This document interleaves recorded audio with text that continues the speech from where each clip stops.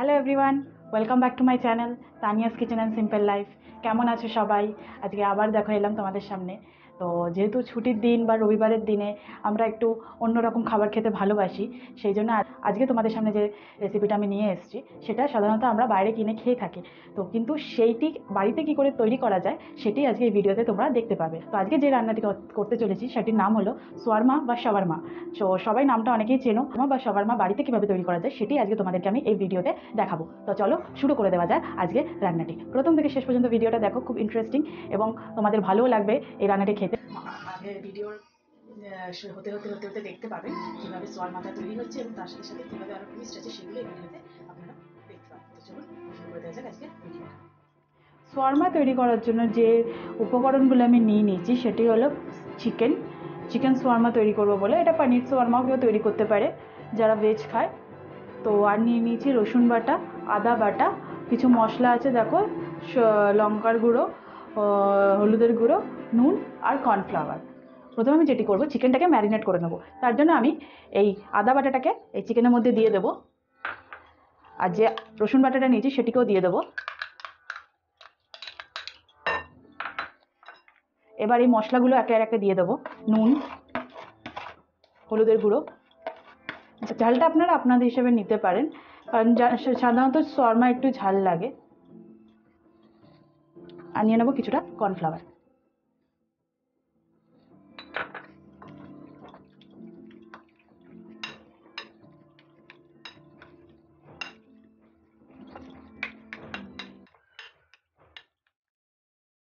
যেহেতু শর্মাটা খেতে একটু স্পাইসি হয় সেই জন্য আমি একটু বেশি করে লঙ্কার গুঁড়োটা নিলাম। ম্যারিনেট আমার হয়ে গেছে। আধ ঘন্টা থেকে 1 ঘন্টা রেখে দেবেন, তাহলে চিকেনটা বেশ ভালো ফ্লাফি হবে এবং খেতেও টেস্ট ভালো হবে। তুমি কি করবো, নিয়ে নেবো ময়দাটাকে ভালো করে মেখে নিতে হবে।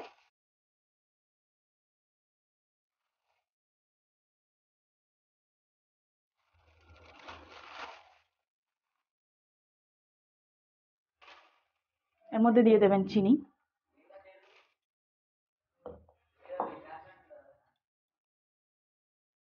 নুন আর তেল দিয়ে দেবেন।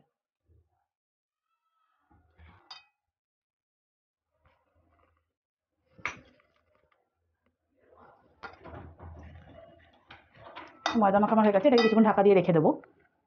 এরকম একটা প্লেট নিয়ে নেবেন, আর দেখুন আমি কিছু স্টিক নিয়ে নিয়েছি।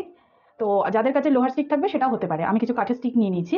এবারে ম্যারিনেট করা চিকেনটা আমার, এবার আমি এই স্টিকগুলোর মধ্যে এক এক করে ভরে নেব। এই দেখুন,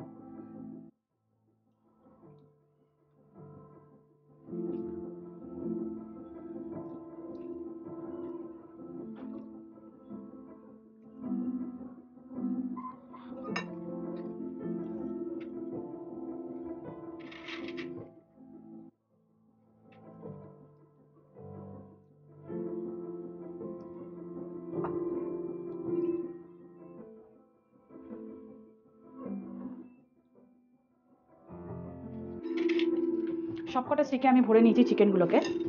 এরকম একটা জালির মধ্যে স্টিকগুলো এক এক করে দিয়ে দেবেন, দিয়ে মাংসটাকে পুড়িয়ে নেবেন। আপনাদের কাছে যেমন যেমন জালি আছে আপনার সেরকম জালি নিতে পারেন।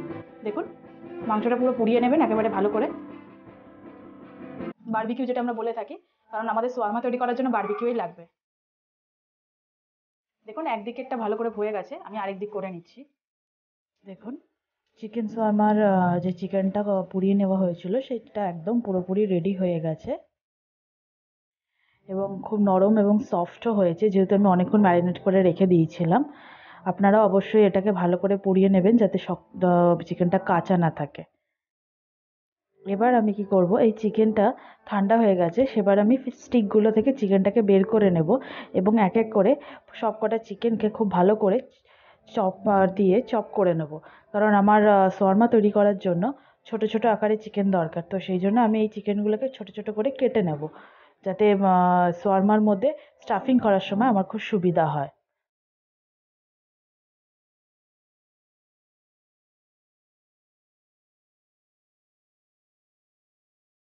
দেখুন আমি যে আটাটা মেখেছিলাম সেটাকে ছোট ছোট করে গোলাকার আকারে করে নিয়েছি। আমি এবার রুটিটা বেলা শুরু করে দেবো। তো রুটিটা আপনি যেমনভাবে আপনাদের হিসাবে কোয়ার্টার গোলা করে নিতে পারেন, যেমন আপনারা রুটিটার সাইজ করতে চান। যেহেতু আমি খুব একটা বেশি বড় করবো না, সেই জন্য খুব ছোটোর আকারে গোলাকার করে নিয়েছি। আর রুটিটাকে খুব পাতলা করে বেলবেন, কারণ শোয়ারমার রুটিটা একদমই পাতলা হয়, খুব একটা বেশি মোটা হয় না, তাহলে খেতে ভালো লাগবে না। দেখুন, আমি আমার চাটুর হিসাবে রুটিটা গোলা আকার করে নিয়েছি, কিন্তু আপনারা যদি চান যে আরও বড় করবেন রুমালি রুটির মতো, তাহলে আপনারা সেই হিসাবেও করতে পারেন। এবার এক এক করে বাকি রুটিগুলো বেলে নেব। রুটি বেলা আমার হয়ে গেছে, এবার আমি সব রুটিগুলোকে এক এক করে সেঁকে নেব। যেমন নর্মাল আমরা বাড়িতে রুটি করি ঠিক সেইভাবেই রুটি ভেজে সেঁকে নেবেন, কিন্তু খুব একটা বেশি রুটি ভাজবেনও না, খুব একটা সেঁকবেনও না, তাহলে কী হবে, রুটিটা শক্ত হয়ে গেলে আর খেতে ভালো লাগবে না। সেই জন্য খুব হালকা আছে খুব অল্প করে সেঁকে নিয়ে দেখুন, এবার আমি খুব রুটিটাকে সেঁকে নেব। খুব অল্প আছে, একদম ভালোভাবে সেঁকে নিচ্ছি, কিন্তু বেশিক্ষণ নিচ্ছি না, যাতে শক্ত না হয়ে যায়।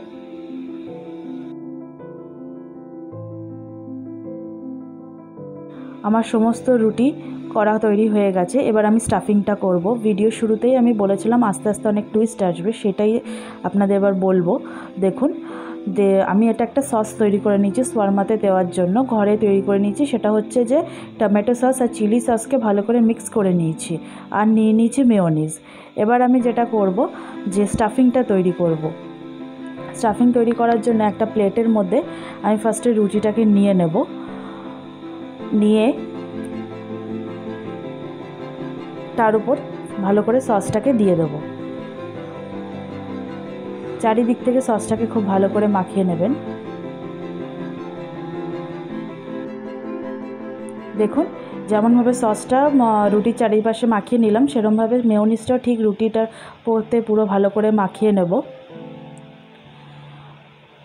আপনারা চাইলে এতে কোনো ভেজিটেবল হিসাবে যে দিতে পারেন, যেমন ধরুন ক্যাবেজ যদি আপনারা বয়েল করে দিতে চান সেটাও দিতে পারেন। এবার আমি ওপর থেকে দিয়ে দিলাম চিকেনগুলোকে। স্টাফিংটা আপনারা আপনাদের হিসাবে করবেন, আপনারা যতটা মোটা করতে চান সেই হিসাবে আপনারা স্টাফিংটা করবেন। দেখুন, রুটিটা এবার আমি দুদিক থেকে মুড়িয়ে রোলের আকারে রেডি করে নেব। যেমন আমরা রোল তৈরি করি অ্যাজ ইট ইজ সেরকমভাবেই রোল তৈরি করে নেবেন। দেখুন আমি কিভাবে স্টাফিংটা করে এবং এটাকে বন্ধ করছি। এবার দেখুন, বাটার পেপার নিয়ে নিয়েছি আমি। এই বাটার পেপারের মধ্যে আপনারা পুরো শোয়ারমাটাকে এবার মুড়িয়ে দেবেন। আপনারা যদি চান আরও স্টাফিংটা বেশি করতে পারেন। দেখুন হলো একদম পুরো বাইরে যেমন আমরা শোয়ারমা খাই। এবার এটাকে আমি এক এক করে বাকি শোয়ারমাগুলোকে আমি তৈরি করে নেব। দেখুন, এক এক করে সবকটা শোয়ারমা যে রেডি করে নিয়েছিলাম সেগুলোকে আমি হালকা আছে চাটুর উপর বসিয়ে দিচ্ছি, যাতে ভেতরটা একদম গরম থাকে। দেখুন, আমার সবকটা শোয়ারমা একদম রেডি। এবার আমি চাটু থেকে আস্তে আস্তে নামিয়ে নেব।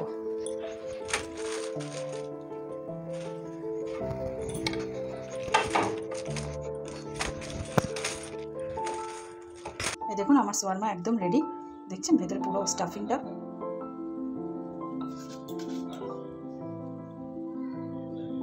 তো আপনারা এরকমভাবে বাড়িতে শোয়ারমা বানাবেন এবং আমাকে কমেন্ট বক্সে জানাবেন কেমন হয়েছে। আজকের এই রেসিপিটা যদি আপনাদের ভালো লেগে থাকে তাহলে অবশ্যই লাইক, শেয়ার এবং সাবস্ক্রাইব করবেন। এবং আমি আবারও ফিরে আসবো খুব শীঘ্রই নতুন আরেক ধরনের ভিডিও নিয়ে। নমস্কার।